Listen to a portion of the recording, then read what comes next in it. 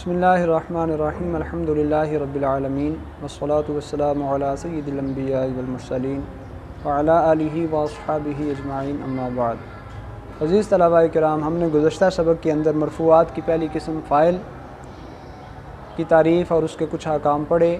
اس فصل کے اندر ہم ایسے دو فعلوں کی بات پڑھنے جا رہے ہیں جن دو فعلوں کے بعد ایک اسم ظاہر ہوتا ہے اور وہ دونوں فعل مختلف حوالے سے اس میں عمل کرنے کے حوالے سے ایک دوسرے پر سبقت لے جانے کی کوشش کرتے ہیں اور ایک دوسرے میں تنازع اختیار کرتے ہیں۔ تو مصنف نے اس حوالے سے فرمایا اذا تنازع الفعلان فی اسم ظاہر بعدہما ای اراد کل واحد من الفعلین ان یعمل فی ذلک الاسم فہذا انما یکون علی اربعۃ اقسام۔ جب دو فعل اپنے بعد آنے والے اسم ظاہر کے بارے میں تنازع اختیار کریں، یعنی اس کا مطلب یہ ہے کہ ان دونوں فعلوں میں سے ہر ایک اس اسم ظاہر میں عمل کرنا چاہے تو اس کی چار صورتیں ہوں گی، چار قسمیں بنیں گی۔ الاول ان یتنازعا فی الفاعلیت فقط، ان دونوں کا جھگڑا فقط فاعلیت میں ہو، یعنی وہ دونوں چاہیں کہ ما بعد اسم ظاہر ہمارا فاعل بنے، پہلا چاہے میرا فاعل بنے، دوسرا چاہے میرا فاعل بنے۔ نحو ضربنی و اکرمنی زید۔ اچھا جی، تنازع فعلین کی اقسام۔ اچھا جی، یہ چار صورتیں ہیں، چار اقسام بنتی ہیں یہ۔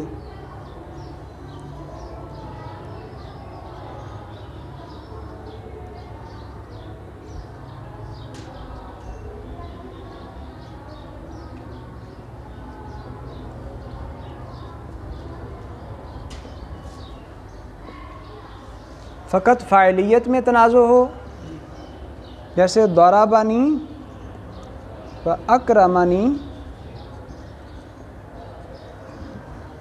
اب اس میں ضربہ چاہتا ہے کہ زید میرا فاعل بنے، اکرمہ چاہتا ہے کہ زید میرا فاعل بنے۔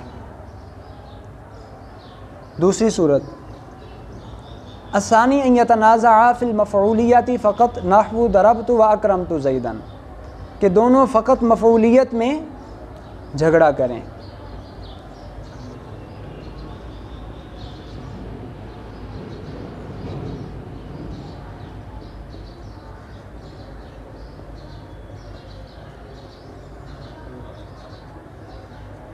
ضربت چاہتا ہے میں زید میں عمل کروں، زید میرا مفعول بنے۔ اکرمت چاہتا ہے زید میرا مفعول بنے۔ الثالث ان یتنازعا فی الفاعلیت والمفعولیت ویقتضی الاول الفاعل والثانی المفعول نحو ضربنی و اکرمت زیدا۔ تنازع فاعلیت اور مفعولیت میں ہو، کس طرح کہ پہلا فاعل کا تقاضا کرے اور دوسرا مفعول کا، پہلا فاعل کا تقاضا کرے اور دوسرا مفعول کا، جیسے ضربنی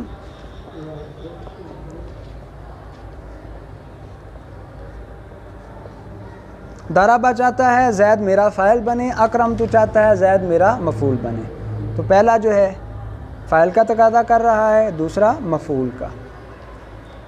الرابع عکسہ، چوتھی صورت اس کا الٹ ہے۔ الٹ میں کیا مطلب؟ پہلا مفعول کا اور دوسرا فاعل کا۔ نحو ضربت و اکرمنی زید، جیسے ضربت و اکرمنی زید۔ اب ضربت چاہتا ہے زید میرا مفعول بنے، یہ پہلا ہے۔ اکرمہ چاہتا ہے زید میرا فاعل بنے۔ تو یہ چار صورتیں سامنے آتی ہیں۔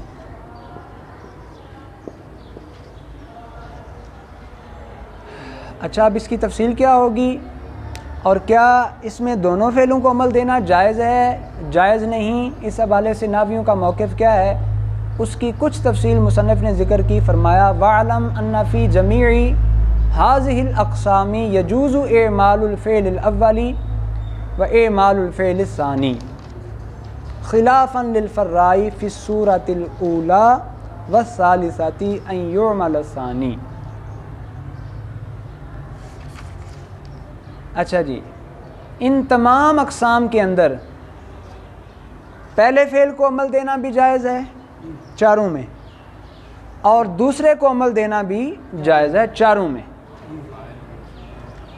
پہلے کو بھی عمل دے سکتے ہیں، دوسرے کو بھی عمل دے سکتے ہیں، ایسا جائز ہے۔ لیکن یہ تمام نحویوں کا متفق علیہ موقف نہیں ہے، اس میں امام فرا کا اختلاف ہے۔ وہ کہتے ہیں جی یہ جو پہلی صورت ہے نا،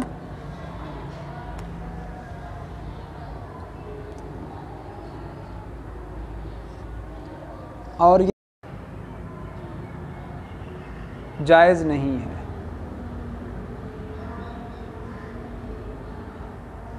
کہتے ہیں کہ پہلی اور تیسری صورت کے اندر دوسرے فعل کو عمل دینا جائز نہیں ہوگا، ٹھیک ہے جی، مطلقاً نہیں، مطلب ان کے نزدیک پہلی اور تیسری صورت میں پہلے کو عمل دیں گے، دوسرے کو عمل نہیں دیں گے۔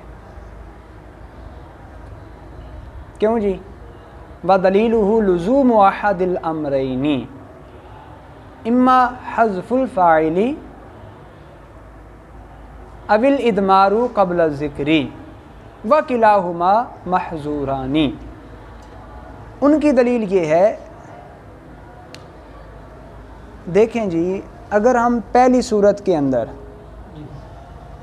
اور تیسری صورت کے اندر دوسرے فعل کو عمل دیں تو دو خرابیوں میں سے ایک تو پکی ہے، اور وہ کیا ہے؟ ہم نے اکرمنی زیدن کو عمل دیا تو ضربہ کا فاعل کیا ہوگا؟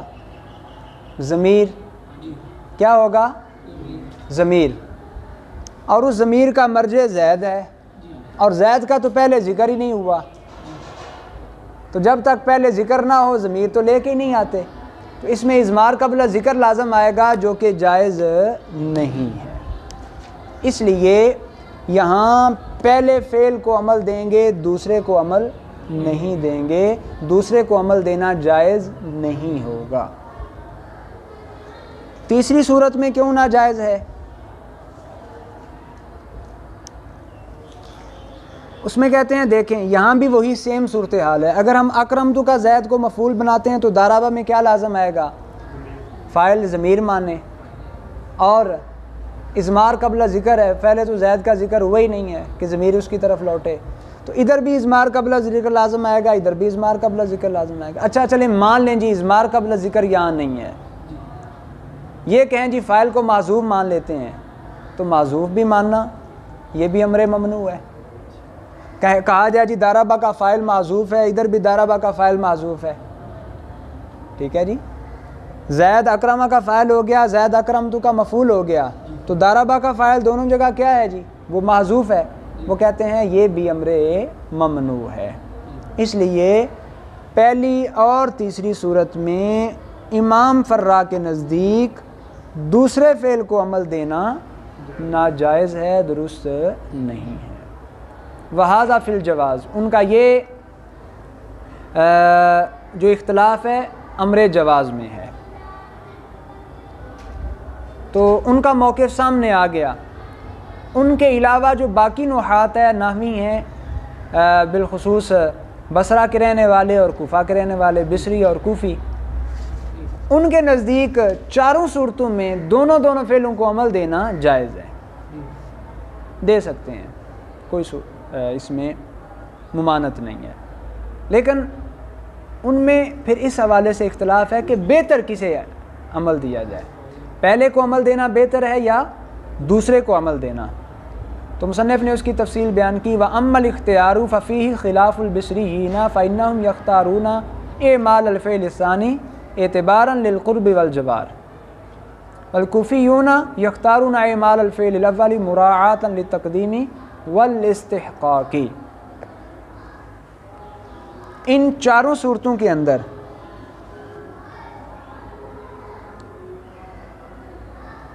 اہل بصرہ جو ہیں وہ دوسرے فعل کو عمل دینا اختیار کرتے ہیں۔ بصریوں کا موقف کیا ہے؟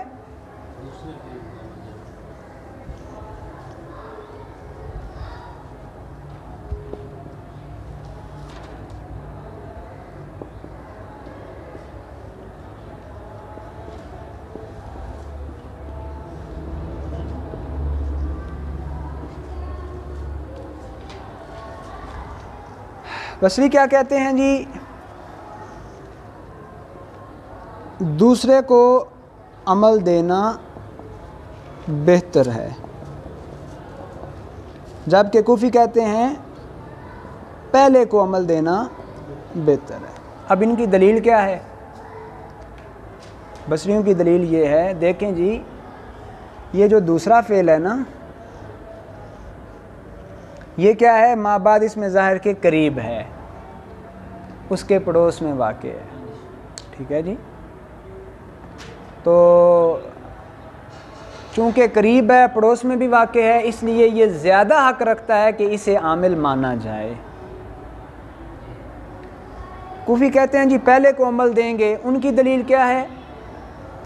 وہ کہتے ہیں جی پہلا چونکہ پہلے آیا ہوا ہے، تو جو پہلے آئے وہ زیادہ مستحق ہوتا ہے، اس لیے پہلے کو عمل دینا بہتر ہوگا۔ یہاں تک الحمدللہ ہم نے تنازع فعلین کے حوالے سے یہ تفصیل پڑھی کہ اس کی کتنی صورتیں ہیں، کتنی اقسام ہیں، اور پھر ان اقسام کے اندر کیا دونوں فعلوں کو عمل دے سکتے ہیں، تمام ناویوں کا اتفاق ہے یا اس میں کوئی اختلاف بھی ہے، اس اختلاف کا ذکر کیا۔ پھر یہ ہے کہ اگر جن ناویوں کے نزدیک دونوں فعلوں کو عمل دے سکتے ہیں، ان کے نزدیک کس کو عمل دینا بہتر ہے، اس کی تفصیل پڑھی۔ انشاءاللہ اگلے سبق کے اندر ہم ان دونوں فعلوں کے عمل کی تفصیل پڑھتے ہیں۔ اللہ رب العزت کی